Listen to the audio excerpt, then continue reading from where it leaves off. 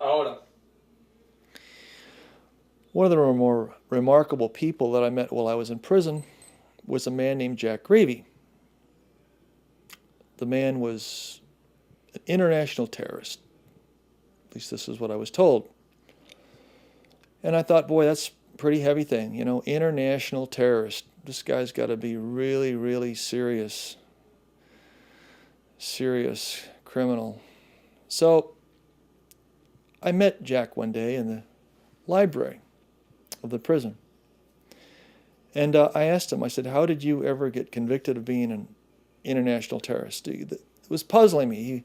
The man looked nothing at all like the part. He was very mild-mannered, bookish, had no particular ideological orientation. So he says to me, well, I was convicted of being an international terrorist for making weapons of mass destruction. So right away I'm thinking, oh, this is serious. We're talking nukes. Maybe he knows how to make a neutron bomb. Maybe this guy could make batches of C4 in his kitchen. I have no idea, but this is very serious stuff. So I asked him, what was your weapon of mass destruction? What were you making? He says, well, they said it was a big cigarette lighter. I said, no, this is too much for me. And I told him as such. I said, not even I can buy this. I know U.S. government officials to be the world's most prolific liars. I've seen that with my own two eyes, but I can't buy this. They're not going to do that. He says, come here, I want to show you something. Now, in Beaumont Low Prison, the library, which is general readership stuff, is right next door to the library, the legal library.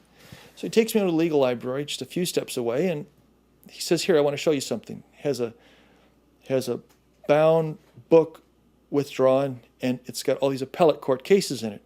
And sure enough, USA versus Wise, Fifth Circuit Court of Appeals, year 2000, it's got his case in it. His name is not the main one because he was a co-defendant, but the point of it is the case is unbelievably absurd. That a big cigarette lighter is a weapon of mass destruction. They said it was using this with desert needles. I mean, it's absurd. It's obscenely absurd.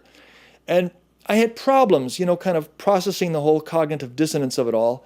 And then, I thought about it for a while. I thought, yes, this is obscenely absurd, but is it any more absurd than telling people that chemotherapy and radiation and these various forms of invasive radical surgery are suitable ways of treating cancer? No, it's not. And then, when I really processed that, I just felt so much better about the whole situation.